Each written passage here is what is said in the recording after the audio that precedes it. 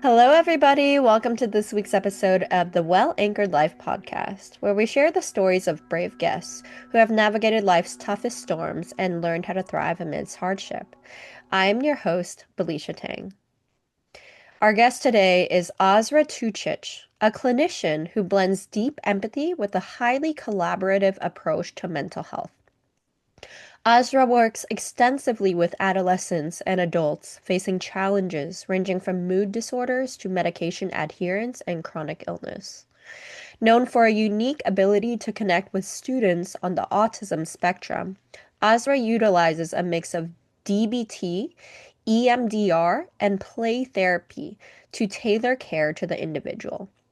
When working with minors, Azra is a firm believer in a coordinated continuum of care, bridging the gap between parents and external providers to ensure no one is left behind. Everybody, please welcome Azra to the podcast. Hi, Azra. How are you? Good. How are you? I'm good. I'm a little bit sick today, not gonna lie, so I apologize in advance if I start coughing mid-interview. But I'm so excited to have you here today, Azra. You and I met through work, and we realized we're both dancers too, Latin ballroom dancers. Yeah. So that's amazing. And you're also a therapist. Mhm. So that's really what I want to talk to you about today is your work as a therapist and what inspired you to get into this line of work. And you are actually the first mental health expert I am interviewing for this podcast. And we're going to talk about a lot of topics today. Before we get into mental health, I wanted to ask you a little bit about your background. So, where were you born and raised? I was born in Bosnia and I lived in Germany for almost 6 years. And then we moved here because we either had to go back to Bosnia when I started getting better from something that happened during the war. And we ended up moving to California. That's So awesome. most of my teenage years I spent in Sacramento and college, and then I moved to the Bay Area after that. Got it. Very cool. Was your undergraduate degree in psychology? International business. Oh, wow. So you were like a business person before psychology, right? Yeah. Oh, so what inspired you to get into psychology? What inspired that pivot? I ended up having an injury 10 and a half years ago, and I one of my physicians, he told me that he doesn't promise that I'm going to be able to walk again. So he suggested that I start thinking about what I can possibly do sitting down. And so I went back to Foothill College to just explore my options.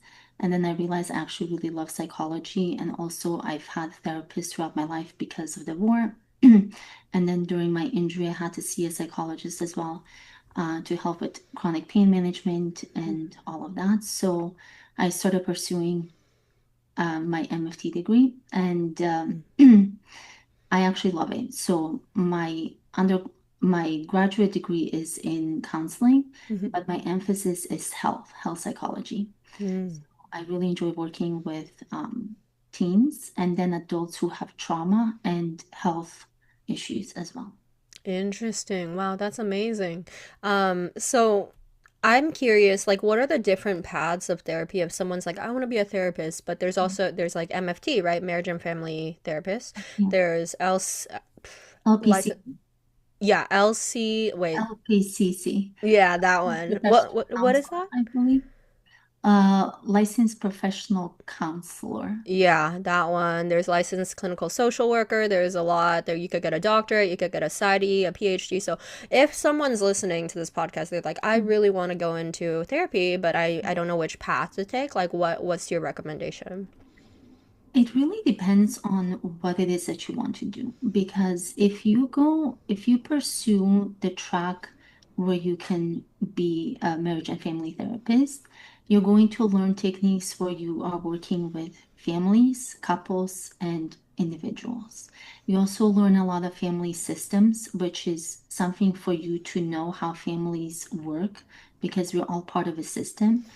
And now, if you're pursuing social work, I think they have different requirements because I think it's more focused on individual. I think they have some classes about family and stuff, but they also have a lot of resources in the community, so Mm-hmm. which we don't get. And then I'm not so then there's the PhD route. For that, you'll write and do a lot more research, Mm-hmm. and your clinical work will be mostly done in the hospital. Mm. And then there's also the PsyD route. There, you're also still going to be working a lot more with clients. You do have to do some research, and um, based on what I know, they also focus more on individual, so they don't have a lot of family history Mm. as we do. So, for instance, I'll include things like attunement theory in my practice, attachment theory, which it doesn't seem like they receive that information. So they're more focused on like DBT skills, CBT, and all of that, and whatever other information to help them with that. So they practice more in that regard. I see. So it just depends because I actually really like now knowing how this works because I see how much it helps when you start resolving historical trauma, Mm-hmm. like family trauma, all of that, and generational, because there's a lot of things that have been passed out in many different cultures Mm-hmm. from one generation to another, and that can definitely impact, and it does, a lot of people. So. I see. Yeah, thank you for enlightening me to the different paths of therapy you can take. So, there's so many different types of therapy out there. There's DBT, dialectical behavior therapy. There's CBT, cognitive behavioral therapy. There's EDMR. I know you were talking about that for trauma. So, what is your specialty? And first of all, you said you work primarily with teenagers, right? So, my first question is, what is a common issue you see amongst teens, common mental health challenges you see in this day and age? Social anxiety from what will happen 5 years ago, Yeah. COVID. And then also a lot of social media influence. I think because when they transitioned to online school, they weren't actually focusing. Everything was online. So of course you get distracted. Then there's social media, which also has a huge impact, and I'll go more into that. Hmm. But to answer the first question, I do more integrative. So I use DBT skills, CBT. When I first start with my clients, I tend to be more patient-centered, which is a Rogerian theory. And he focuses on the client. So in the first couple of sessions, I'm just trying to get to know the client and where they are. I want to know their world so that way I have an understanding how to help them. And usually the way I started off is I go over confidentiality. And when I have to break confidentiality, especially when I'm working with teenagers, I have the parents sit in the session for the first 5 minutes while I go over that. And then I'm like, do either of you have any questions? Because again, I cannot disclose anything that they say. So then the parents leave, and then I continue working with the teenager or the adult. And I tell them, okay, so I have to go over all of these questions for insurance purposes. But once I'm done with this intake, we'll actually just talk. Hmm. And I go over suicidality, homicidality, all of that, family history, and then I go more in depth. I try to understand because sometimes people are like, "Oh, my grandmother's crazy." I'm like, "Okay, what does that mean? What makes her crazy?" Yeah. So then I try to understand some of the behaviors that contribute in the family, and then how that's impacting my client. Hmm. And then I go from that. So that's where the family systems theory comes in. So it's not necessarily that I'm treating the client with that, but it's more a frame of reference for me, what they are going through, Yeah.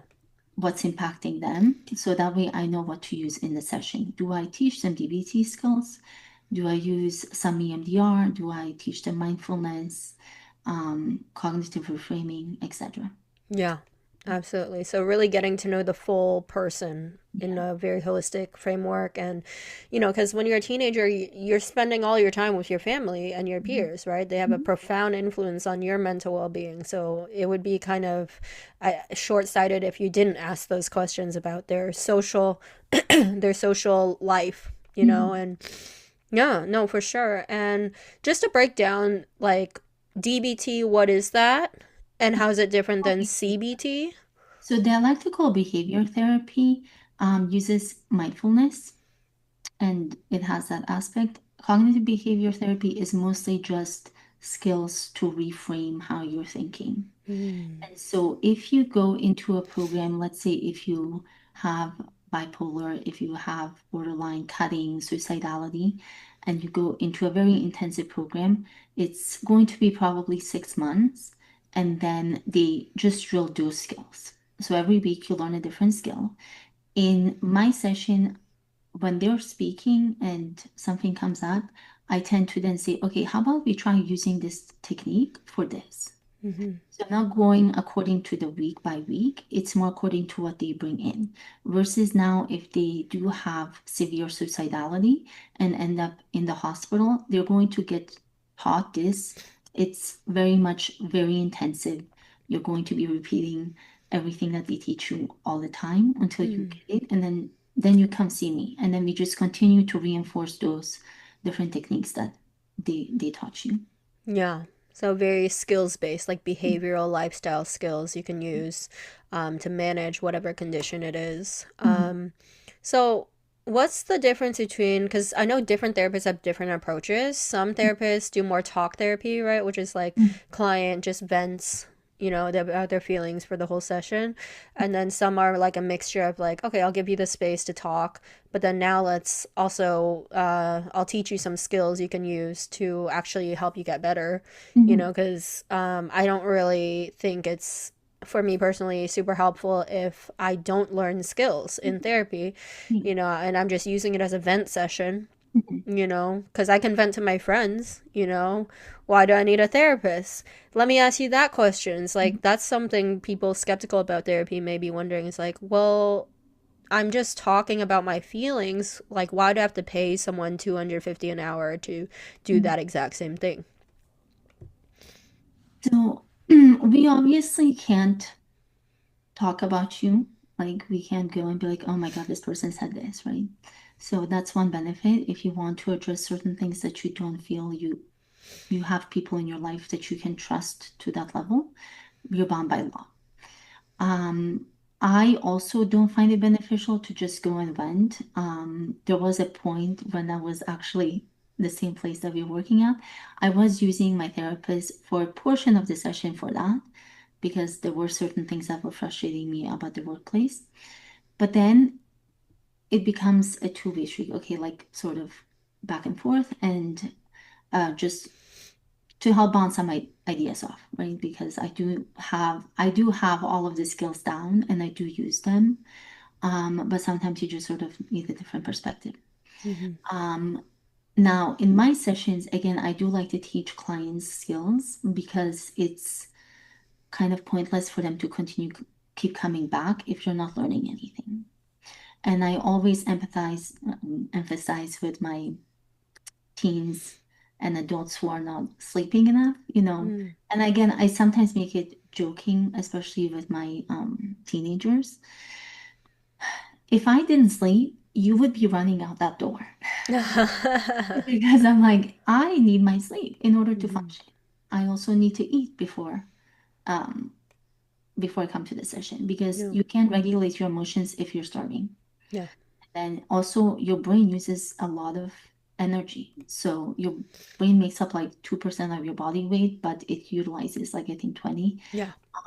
So you have to eat and then also exercise. So those are the first things that I start introducing.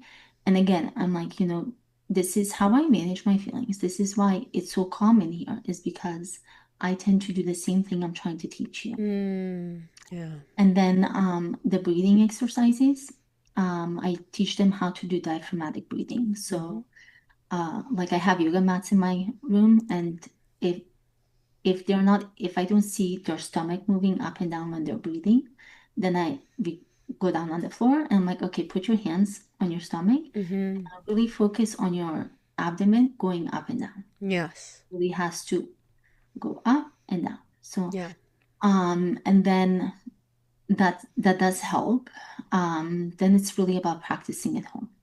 Yeah. So when I see clients who are not really working on the things that I'm giving them, I tell them, I was like, okay, so I've given you all of these exercises, and I'm actually not sure what to do at this point because it seems like, you keep coming back, but we haven't made a lot of progress. So Mm. I'm like, every week, I haven't done it, I don't have time. I didn't take my medication or etc. And then I have to provide a lot of psychoeducation, especially if the clients have a PHQ 9 score. If their score is like over 18, they do tend to have to medicate to Mm. balance their chemicals. And if people are not actually taking the medication as prescribed, it's not going to work. And I Mm-hmm. continue to emphasize that. So when the clients aren't doing what they need to do, I'm like, okay, you keep coming back, which is a great first step, but you also need to do the work outside. Yeah. And sometimes there's been like a couple of clients who then stop coming. I was like, okay, but I also cannot continue to see someone and bill insurance if they're not doing what they're supposed to do, right? Because Oh, I didn't know yeah, that. especially because if you're paying in cash, you can do whatever, right? For the most part. But if you're billing insurance, there are certain things that you have to put into the notes. So yeah. Wow, so that's like an ethical thing. It's like I also heard that you Mhm. can't keep soliciting the client's business if you believe that they don't need therapy anymore and that they graduated. That's interesting because I mean, I've been seeing the same therapist for 11 years and Well, I think it's different with those diagnoses that are more mm, severe. yeah.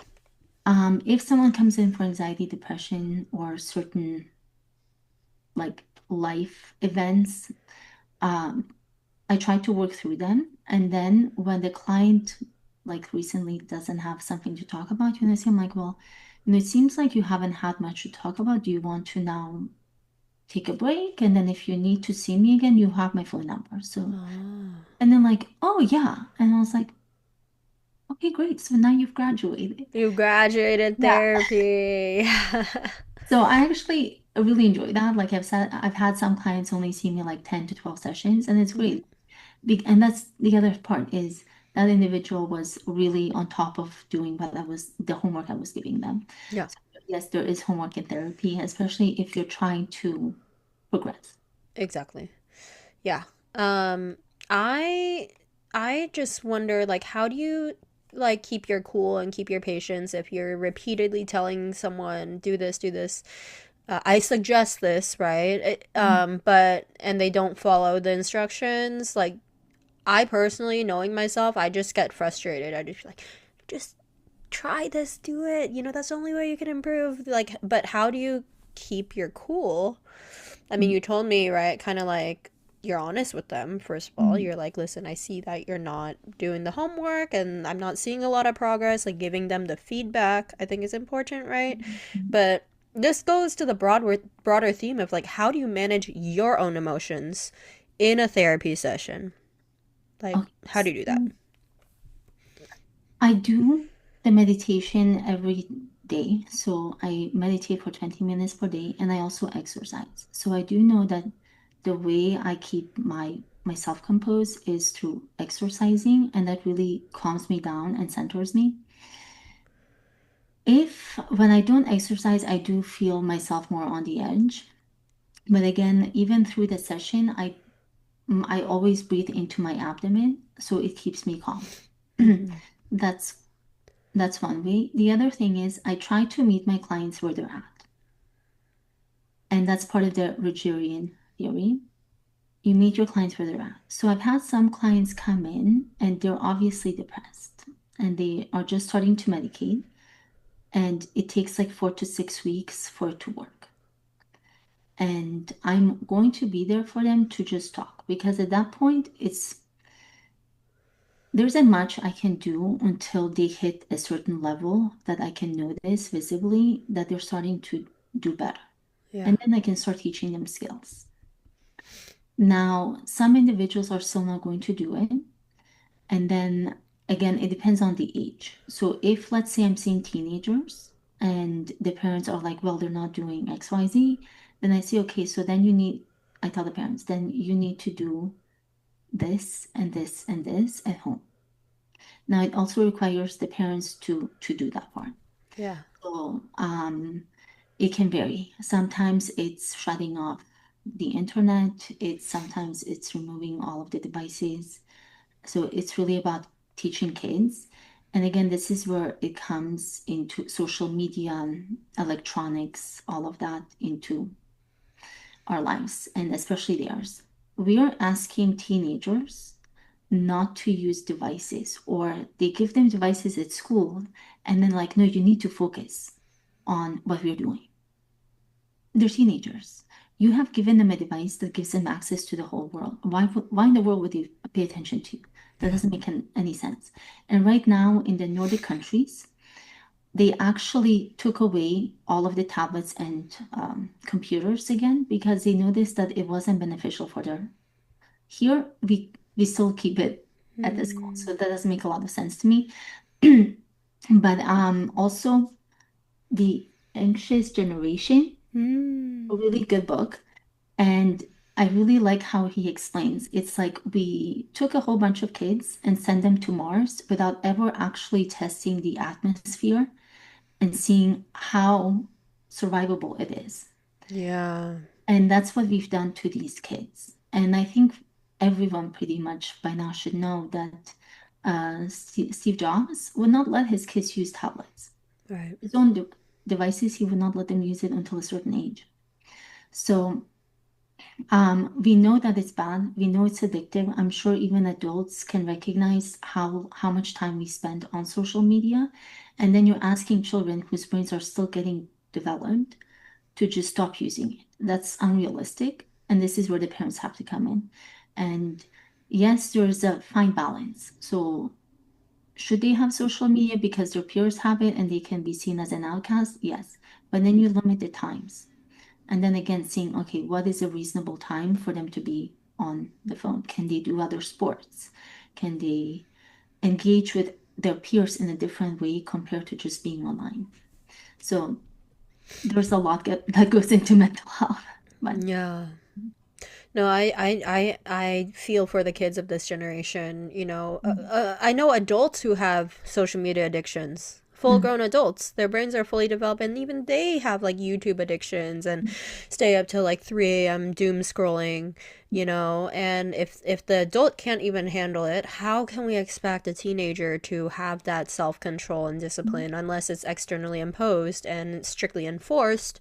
It's very hard. And you mentioned like in our phone call off this podcast, the ADHD rates mm. are skyrocketing. Yeah. And do you think social media has something to do with that? Well, based on what I see, and I think, again, I think more research is right now coming out, reels create short attention spans. Reels. Yeah. So Okay. because you're getting information like 10, 15, 30-second increments. And so what you do is you're constantly scrolling. And that's the thing is they're not able to focus. If you ask them to do something, it is a lot harder. They're like, oh, well, I can't focus that because they tell me I can't focus a lot on it.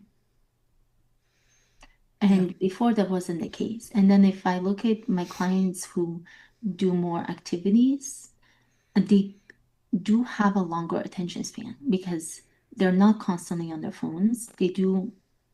They're out, they're actually engaged with people for longer periods of time versus these short increments of time. Mm-hmm. And so I do think so. And he also talks about it in the book, The Anxious Generation. But there's a lot of things coming out. And recently, also, it seems like games these days, they also contribute to that as well. And the way that children are taught, because before, like Mario and It used to be you would play the game, and then if you died, you had to go restart. Mm-hmm. Now the games have no ending. So you're constantly just trying to get through this game that never ends. So why Yeah. would you ever leave, right? There's no incentive for you to stop. There's no end to something. Mm. It definitely has a huge impact. The same thing with like the colors in the games and the colors that are being used on social media, etc. Um, they do have an impact because, for instance, one of the like I don't know how common knowledge this is, but traffic lights. The reason why the red light is used as red is because it has a higher frequency length than green light. So it's going to reach farther for you to see the red light for you to stop versus the green. And the same thing if you think about clubs, they use neon lights to keep you stimulated and awake. That's what the games are currently using. Also, if you look at the NPCs in the games, they're usually muted colors because they're not important. They're just fillers in the background. Mm-hmm. And all of that has an impact. It's like it's meant to keep you engaged. It's meant to keep you awake. But see, I also use colors in my own therapy. So I tend to wear muted colors to keep everyone calm. And Mm-hmm. I use more relaxing colors like navy, gray, white, sage, green, Mm-hmm. etc. Like Because kind of the outfit you're wearing now. Like the Mhm. colors are Yeah, calm. Yeah. because it does help calm. And I've had a couple of like the teenagers at some schools say like, "Oh, it's so calm in here." And I'm like, "Good, Yeah. Yeah, good." that's great. Yeah. No, there are so many things we can do in our environment to kind of trick our brains, right? Mhm. To calm down. Mhm. I think knowing this information now, the impact of colors on our emotional state and our mood, it's like when you're decorating your room, for instance, like I want to fill my room with more plants. Like, Mhm. see those plants over there? Yeah. Like, I want more green, and you suggested more like muted colors, like calming colors, as opposed to like bright neon, right? Exactly. And also, if you think about in our dance competitions, right? Mm-hmm. What do we do to draw attention from the judges, Bright red, right?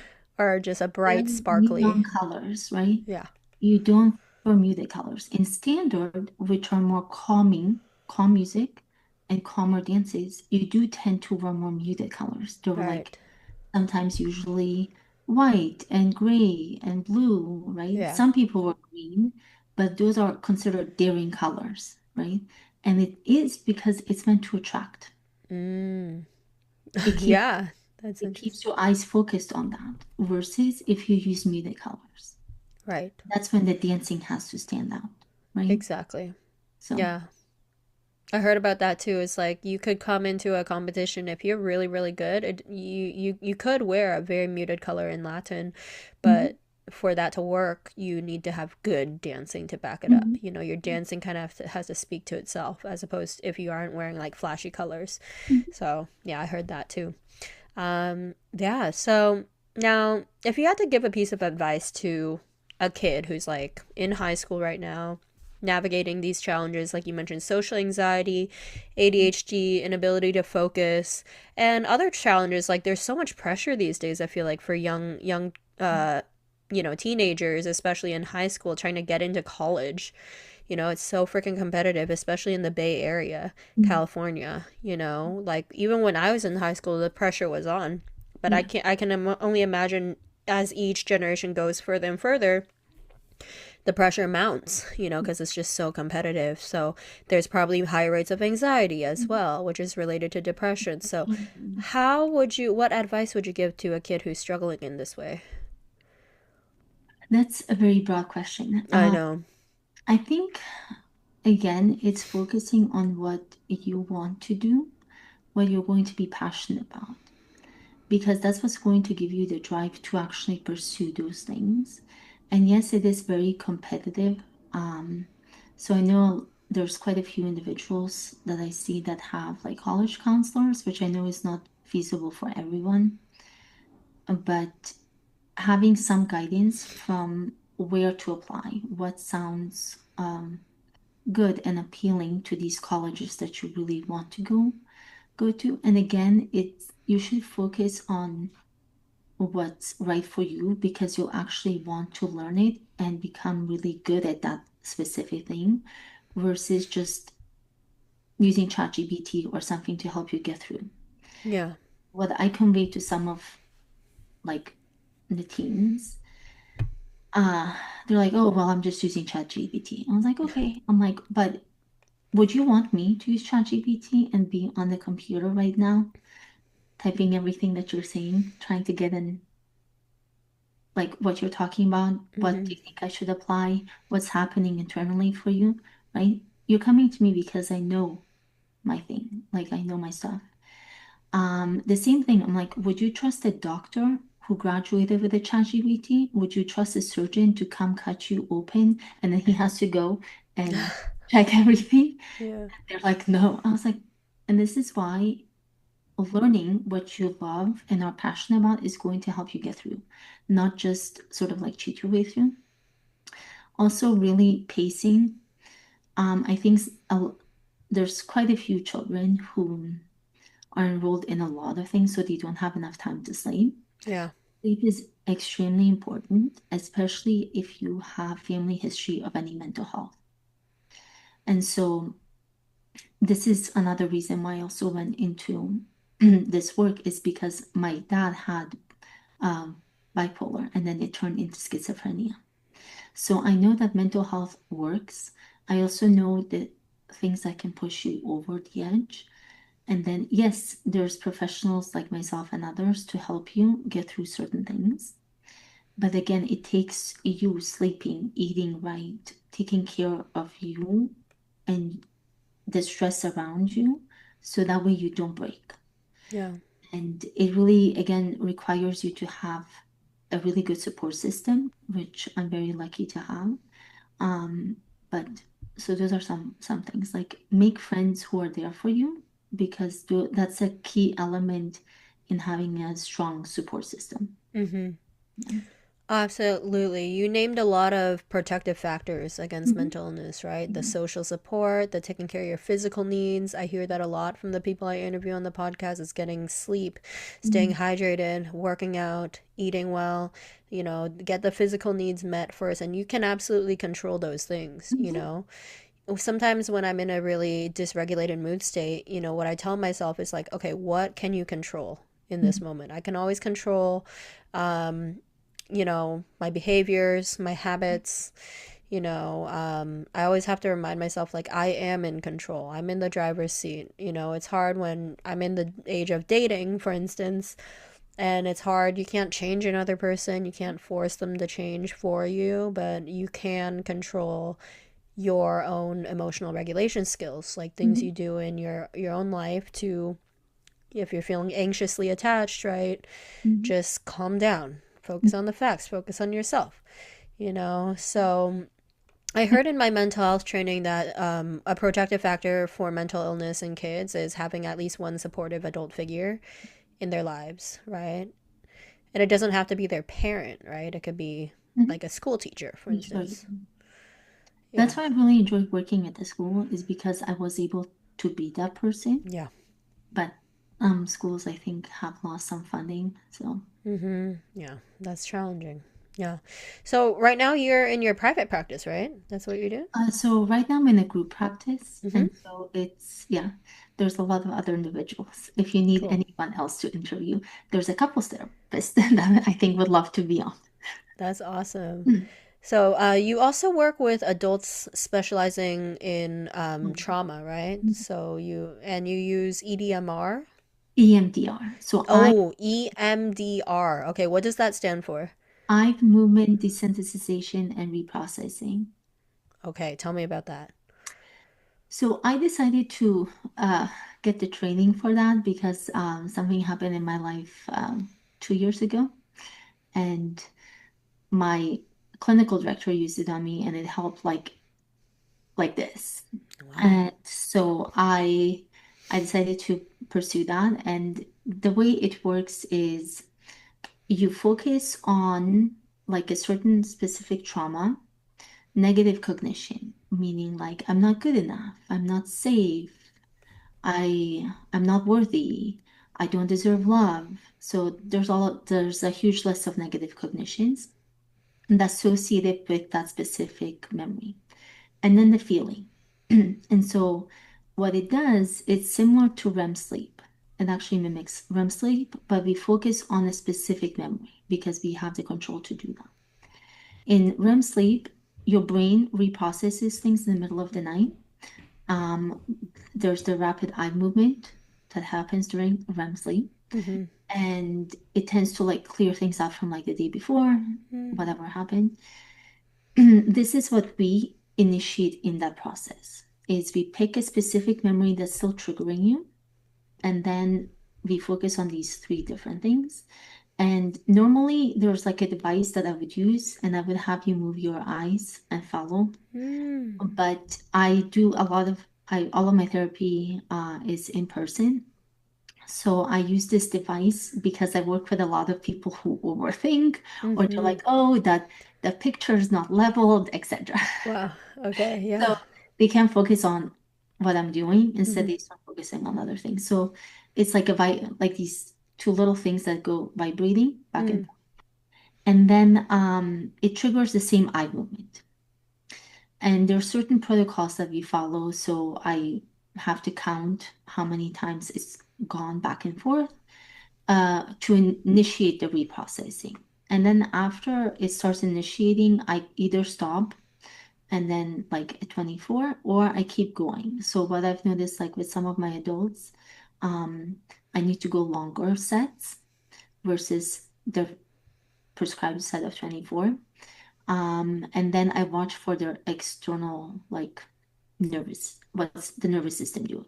So for instance, for some people, I see like the what is it, the veins and the saliva glands starting to overact, and it looks like they're about to cry. For some people, you start seeing really heavy breathing. So I stop and then I check in. I'm like, okay, what did you just see? And what happens when you start with that original memory, we start at that point, but you're going to sort of see all of these pictures flashing in front of you. And those pictures is what triggers the response system in your body. And that's when I stop. So depending on how stressed out you get, that's when I stop and like, okay, what did you see just now? Because that means it's relevant to what we're doing. And Mm-hmm. then it's like, okay, focus on that, and then we keep going. Yeah. So in some cases, depending on how much trauma a person has had, more things will come up. So then I have to essentially go through all of these different memories to resolve each one and lower each emotion down. And then we go back to the main one to resolve everything. So sometimes teenagers are obviously easier because it gets resolved in like 15 minutes. Mm. Some people I've had to do sometimes 1, 2 sessions for each memory. But it feels great when like the person's like, yeah, it feels so much better. Like I can't believe it. I was like, I know. Wow. That's why I decided to do it is because it worked on me. Yeah. And that's the other part is I usually do the therapies that I've had done to me because I know that they work. And so obviously there's science backing it, but I also like to try things before I do them. Oh, well, that makes sense. Yeah, it's And like, mm-hmm. yeah, so that's the thing. So that's kind of how it works. But the point of the way it triggers like the movement, it connects the rational side of your brain to emotional because sometimes you're either just rationally thinking through things and Mm-hmm. suppressing stuff, or just purely focusing on the emotion. This helps connect the two. Mm-hmm. And then what ends up happening is it can bring up a lot of details that you have forgotten. It can help you fill in the blanks of what everything happened. For some individuals, like they are able to, like one individual, it was we went back to the memory, there was abuse going on, and that person made the individual disappear from the memory. And they're like, wow, it feels so good to make them like gone. And I'm Yeah. like, okay, good. And then sometimes I have to do different strategies depending on the session. Yeah. Sometimes we use interweaves or which means like, okay, so how about you, what are some unleft words that you would like to say to this person? Or if the person is struggling to like um, move past the trauma, we have them go back as an adult, or we have them take back someone that they see as a hero to them, like in a book or a character. Sometimes it's like a dog. So it just depends on what they find comfort in. It can be a real person because that can trigger other issues. And Mm-hmm. so there's Yeah. all of these it's there's quite a few different protocols. So depending on what comes up in the session, I go in that direction. Yeah. Um, but I do really like it because for some individuals that have had, again, a lot of childhood trauma, sometimes it's even hard to get into the actual session. And so the way I try to have them trust the process is we start like with what annoys you. So one person picked like when I'm driving in the fast lane, like the people who are driving slow, it really annoys me. I'm like, Yeah. okay, let's work on that. So it lowered their annoyance from like an 8 to a 1. Wow. And then they came back and like, oh my God, I'm not annoyed anymore. And it actually started transferring to other parts of driving. Yeah. And and then now, after like months of trying to work on trauma and it wasn't working, we were able to start going back Yeah. slowly. And so again, this is where I say I use integrative. So even though I'm using EMDR, I still meet the client where they're at. If they're Mm-hmm. not able to go to that memory, if they are not ready to reprocess, because sometimes clients will dissociate. The one that had the overactive glands, that it looked they're about to cry. All of a sudden, everything just stopped. And I immediately stopped the session. I was like, okay, what happened? I'm like, I'm not ready. Mm-hmm. I'm not ready to go there. It's just too much emotion. I was like, okay, let's try another next time. Yeah. So I'm not like, oh no, you have to do this. No, So of I course. don't push my clients if they're not ready to reprocess that trauma. I work on other things that helps them resolve other issues, and then I go for the main one. Yeah. But- So that's the thing. It sometimes takes a while, but those individuals that keep coming back and are willing to work on things, I love working like with individuals like that. Yeah. Want to help them. I don't want them to have to come constantly seeing me for the rest of their life. Yeah. I would feel useless. But it's about where they're at. It's more like the passive clients who think I'm just there to just to be with them Mm. session every day, and in terms of like every week, like oh, um, but we have to make progress. So let's work Yeah. on something. What is it that you want to work on? And yeah. Yeah. Have you seen a client where EDMR is not effective? And why would that be? So there are some clients who are not able to visualize things. Mm-hmm. Um, I forgot the name of that, but it's a specific thing. There's also sometimes if they have certain health issues, they might not be able to like do the eye movements. Mm-hmm. Or if you're doing it online, I can't use that device. So it it really depends. There's again some health issues that can impair that. If you're using drugs and psych, Yeah. we can't we can't do it. So the person again has to be prepared to be able to work on it. And if they're not ready, um, let me see. I think most of my clients have been able to access like things and um, reprocess, but sometimes I see clients again if they're stuck and I see them not wanting to. So when I stop like the machine and I ask, what do you notice? And if that person starts going back into a narrative that I already know, cannot possibly be with what you're working with, um, I tell them, okay, just remember, in order for this to work, you need to focus on what I'm asking you. You need to tell me the last thing you saw. And sometimes for clients, if they realize that they had some contributing like part in what they're seeing or their emotional state, they might not want to acknowledge it. Mm-hmm. But this is where it's like, in order for your emotions to calm down and in order for you to let go of certain parts of your past, we need to actually focus on this and you need to be able to acknowledge what you're seeing. Yeah. Because otherwise it's never going to resolve. And so I'm gentle, but still like reflective in terms of what I see. Because I do want them to get better. I don't want them to be stuck. I don't want them to constantly be in pain. Yeah. And yeah.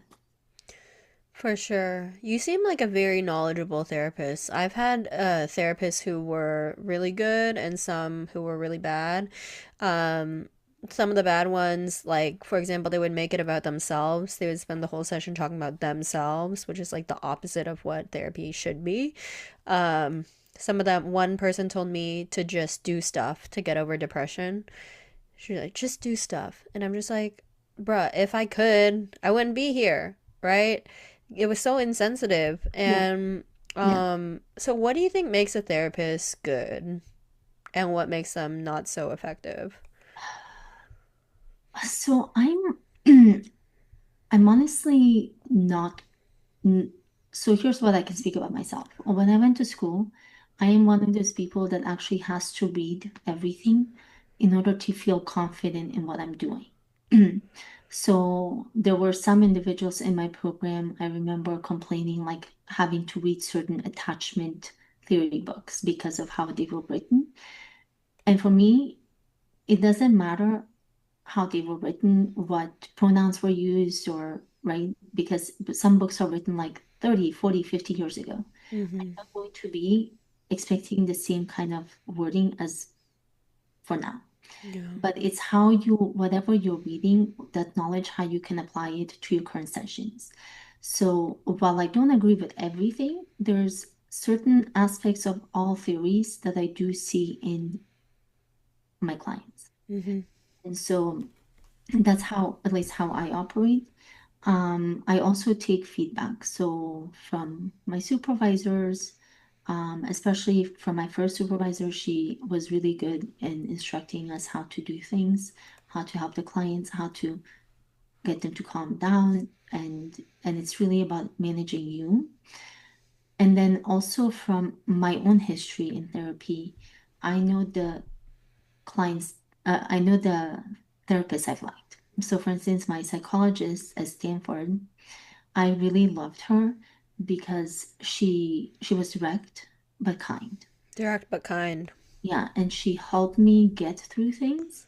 And again, what you said, it's not about talking about yourself, but she did one time disclose something about herself, and it helped me so much because I remember I was very down and she's this gorgeous, like pretty smart. She has a PhD, and she disclosed something that someone left her, literally disappeared from her life, which was similar Mm. to what happened to me at that point. And so because I was having the expectations like, oh my God, if I were like you, this would have not happened. Mm. And obviously at the time I was on a cane, I was on crutches, I wasn't able to walk, so I felt really bad about myself. And she's like, no, she's like, I had this happen to me. And I was like, what? And she's like, yeah, one day I just came back to the apartment and the person had disappeared. And I Wow. was like, so it's not obviously going into the whole story. She didn't sit there and be like, and this is what happened, and this is what happened. But Yeah. it's about disclosing just enough for the person to understand that you get where they're coming You from. get it. Yeah. Um, and that's the part with like teenagers. Teenagers for some reason do require to know that you're human. They need to know Yeah. that you understand where they're coming from. So with them, I played this game called Ungame, and we it's I have these questions that I've pulled out from the game, and some of them are fun, some of them are give me insight into family life, how they see friends, etc. So one of the questions like, what's your favorite dessert? Mm-hmm. And this gives me an insight. Do they like to eat? Do they not like to eat? And then it also lets them know I like tiramisu. One of them is like, what's your favorite like character, TV character or cartoon character? And so they disclose and then I disclose. And I'm like, okay, I know this is gonna be weird. You're probably gonna find it da da da. And I think I was like, I like Sailor Moon, but I actually like Mm-hmm. Sailor Neptune. And then I Mm-hmm. go to why. And so it helps them connect with you. Mm-hmm. And then as we're going through, for instance, like when there's family issues or when they, especially because I do present as white, some individuals from other cultures think that I don't understand where it's coming from. But because I do come from an Eastern European country, I actually have a really good understanding of Eastern like expectations Mm-hmm. because it's the same thing for us. Yeah. And so I tell them, like, no, I understand. I'm like, and this can definitely hurt you. So how can we focus? And I was like, so there's a question in these cards that asks you, how would your mom describe you? How would your dad describe you? And then I disclose things about myself. Again, Mm-hmm. very brief. You have to name three things. Now, I do have a challenging relationship with my mother. So I say, my mother has this diagnosis and she doesn't see me in the most favorable light. However, I have like two like adoptive moms, and this is how they see me. Mm-hmm. And so it gives them an understanding that you're not perfect, therapists are not perfect, everyone struggles in certain relationships, and it is okay. And this is how I build rapport with teenagers. With Mm. adults, I usually don't have to play this game. Yeah. Um, it's much easier because they come in and like they want to work on something, Mm-hmm. but you disclose enough, you don't talk about everything. Right, right. Yeah. No, self-disclosure as a therapist, I think that's a very highly debated topic Mm, in the world of therapy. What if you come across a case that's so similar to yourself? mm, Like for example, you yourself just are currently going through a divorce mm. and then you're like a marriage and family therapist and you're counseling couples who are also going through a divorce. Is that especially challenging for you to keep objectivity in that situation? So I think so. I don't work with couples, Mm. but I do try to be objective because their life is their life. What they choose to do is their choice. I've had certain individuals where they have a much higher tolerance for things in relationships than I do. And that's when I just talk about healthy relationships. And I literally pull up a book that I use for children with autism. And I read them what healthy relationships need. And I go through each bullet point Mm. and I give them the definition that the book gives because I don't want them to think that this is my opinion or like my preference. So I was like, do you have this in your relationship? No? Okay, how about next one? And then I let them determine if their relationship is healthy Yeah. or not. And that's the thing, when you go to therapy, it's your goals, it's not necessarily mine. Mm-hmm. And sometimes when I have like teens, I tell them like, this is what I am hoping for you. And I emphasize the I'm hoping for you, but it's still your decision what you want to do. Mm-hmm. So because I always want the best for my clients, but again, I cannot make them or determine what they should do. I can Mm-hmm. only give them the information, like if psychoeducation, and this is all based on what we've learned. Right. Is it true that a therapist can't give direct advice, like saying, "Oh, do this"? Yes, that's Because correct. I've had a therapist give me like career advice, like, and I'm just like, "You're not a career counselor, Yeah. you know?" So I can obviously tell you you should meditate because that's backed up by science, and it's DBT. So I can give you like the DBT and all of that, but I cannot tell you, oh, you should break up with your boyfriend. Yeah, you I can't can say think that. You that. can't say that. I can think that, but I can't say that because that's Yeah. again your decision. And if you choose to do that, then it's on you. That's the thing. I think if you've had a lot of adversity in your life, it actually gives you a really great ability to understand what you should and shouldn't do. And because I did have a therapist before the Stanford one, Yeah. she told me, oh, you should go on dating sites.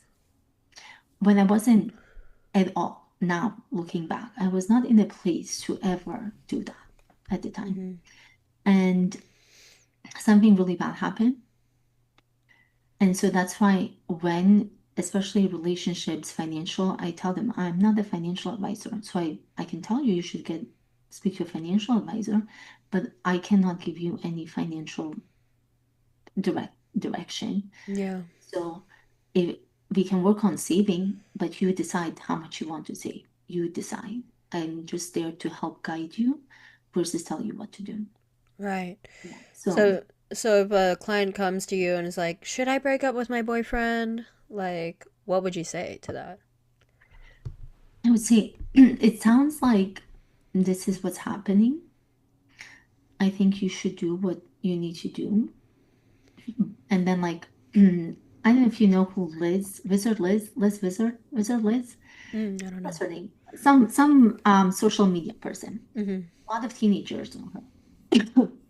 And one of like someone was going through something similar. I was like, okay. I'm like, do you follow Lizard Wiz? Um, and they're like, yeah. I'm like, you do? I was like, no, she just popped up on my social media. Literally everyone was posting about her when her boyfriend cheated. So I'm like, what would she do? I'm like, it sounds like you really like her. So what are your thoughts? Mm. So I do try to keep track of what is happening on social media, especially in that realm. Yeah. So that way I can sort of be like, okay, well, if this is happening and you really respect this person, should you also show yourself respect? Yeah. So, but then it's like they're like, you must think I'm really, I was like, no, I don't think that you're dumb. I think you're at an age where this is still an experience. You just have Mm. to go through the all of the emotions, and eventually you're going to learn what to do and what not to do. I'm like, I'm here to help you name all of the different things that are going wrong. Mm-hmm. For you to notice what behaviors you're no longer going to accept in the future. But I cannot tell you what to do. And obviously, eventually it ended. But and I just helped them. I was like, okay, what? And I have them name it. I don't name it. I was like, okay, what behavior do you not accept? What did you notice? Because I've heard them talk about it, but then I want them to name that specific behavior that they no longer intend to accept. Mm-hmm. Because I'm not the one in your relationship. I know what behaviors I don't accept. And I tell them that. I was like, I have different standards than you. So for me, I will have different expectations. I won't even argue about something. I'm just going to be like, okay, bye. Yeah. No, but that's in my mind. So certain expectations that you have as a frame of reference for yourself, and then you determine what do I want to do? Because you uphold the boundary. A lot of people think like other people need to uphold their boundaries. No, those are your boundaries are internal. What are you not allowed?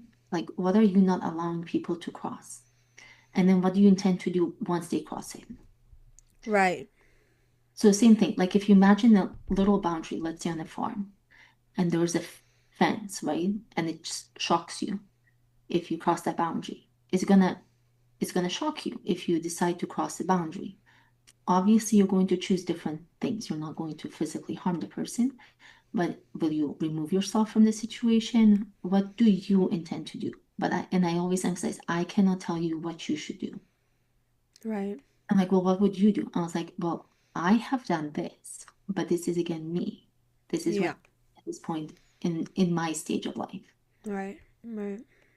Yeah, no, that's great insight into what goes in a therapist's thought process when a client comes to them with a question, because I love therapy. I swear by it. I have a good rapport with my current therapist. But it's sometimes hard to remember that they're also human and they have their own challenges and they have a life outside of the office, right? You love dancing, you love working out, you have your hobbies and passions, and I see that side of you Mm-hmm. outside the office. I'm not your client, so I haven't seen you in a professional setting, Mm-hmm. but I think just, yeah, this whole idea of humanizing the therapist. We're all human here, right?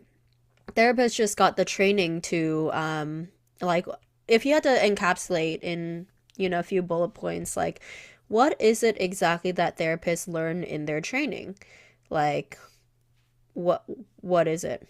So I can only speak about Santa Clara, which is Mm-hmm. where I went to school, but we learn about active listening. So Okay. there's a specific class where you have to just pay attention to what the person is saying. And then what they have you do is you have to transcribe that entire session. And that's when you catch yourself how many ums you're doing, how many filler words, are you cutting the person off? Are you using like the stem? Like it sounds like, it sounds like you feel XYZ, and then you fill in the blank, right? Um, and just I don't know. And then we work through that. Then it goes into just overall history of psychology and how it progressed through history. Then you start going into different, like attunement theory, attachment theory, couples counseling, let's see, individual DBT. I had to take 33 classes, so it was Mm. quite a few. Then what else do we do? We do a lot of practice. So you practice with a partner. Mm-hmm.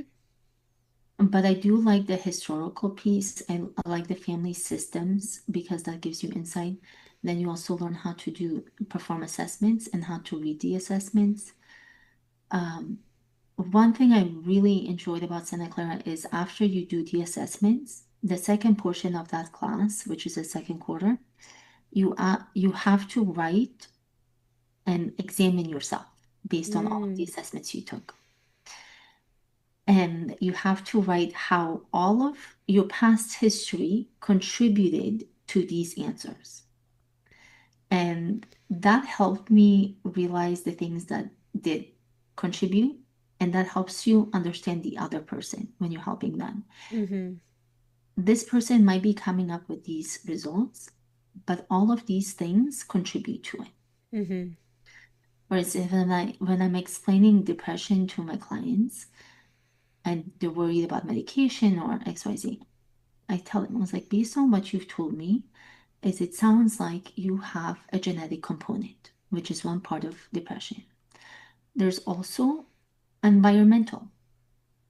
So if the environment that you're currently living in, working in, your social has an impact, that's going to contribute to the depression. Yeah. And then there's the socioeconomic. Socioeconomic is how much money you make, etc. Struggles that you're facing financially. All of those three. So if you have all three, you're going to be in bad shape. Yeah. Now, if there's, let's say, genetic, we might be able to teach you some skills to reframe, to do the DBT exercises, to meditation exercises to help you with certain things, to be more focused on the present versus thinking about everything that contributes to it. Mm-hmm. But if you have socioeconomic issues and you're struggling to for food, your parents might not be able to pay rent, and this is coming trickling down to you. If you have all three, obviously medications is most likely needed because to get you to a certain point. Yeah. And this is sort of like what I've told a couple of clients. I'm like, when I've been in severe depression, it felt like I was drowning into like an abyss. And until because I also didn't want to take medication, but I ended up having to because of the pain. So it helped both the pain and my depression. Once the medication kicked in, I realized there would have never been a point that I would have gotten out of that hole until the medication kicked in. Mm. And that's when I was able to actually learn the skills and then apply them. Yeah. But there is a threshold when you're so deep in depression. Me talking, me like being there is not going to do a lot Yeah. until the chemicals in your brain are balanced. Right. So, I heard the exact same thing from another guest I interviewed for my podcast. She said medication gets your head above the surface of the water, and then the behavioral skills teach you how to swim.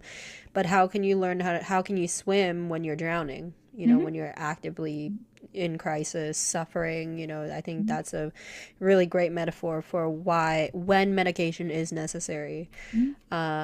Wow, Azra, we covered so much. It's wild. Like, I could talk to you all day. I think we still have stuff to talk about, but for the purpose of time, we'll end the interview here.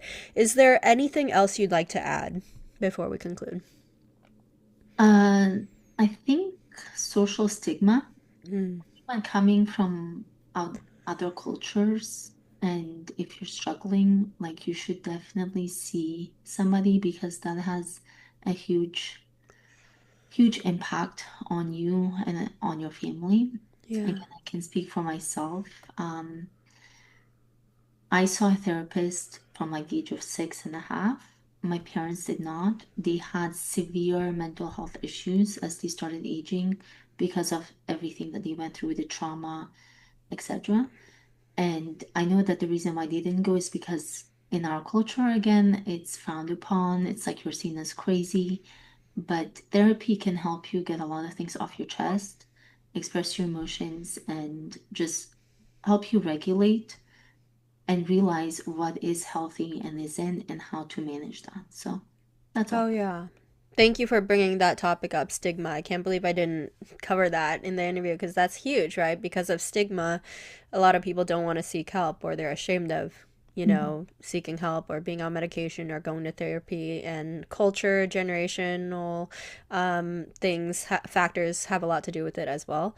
But I do see that, at least in 2026, therapy is becoming more widely accepted and mental health is more widely talked about, but that is not to say stigma still doesn't exist. Um, no one would outright say like, "Oh, I don't want to date her because she's bipolar." They wouldn't like tell you that to their face, but they could be thinking it for sure. So No, I think you manage yours really well. I do, and I just wish people would give me a chance, like see how normal and regulated I am, Mhm. instead of writing me off just because of a label. Um, but that's my thing. And, we all have shame about different things. It's not necessarily just mental health, it could be anything. But I think the main way, I think Brene Brown, you know her? Brene Mhm. Brown, the psychologist, she's great. She says the way you relinquish shame and get over the shame is to talk about it with trusted individuals and loved ones. Just talk openly about it. And And that shame no longer has the power over you.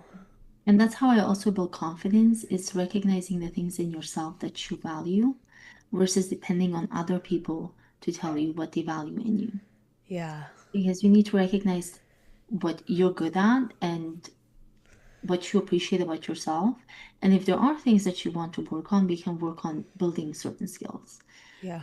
That's how you build confidence, is by Confidence. setting goals, achieving them, and then recognizing that you have achieved certain goals and knowing that you have overcome certain things. Yeah. Yeah.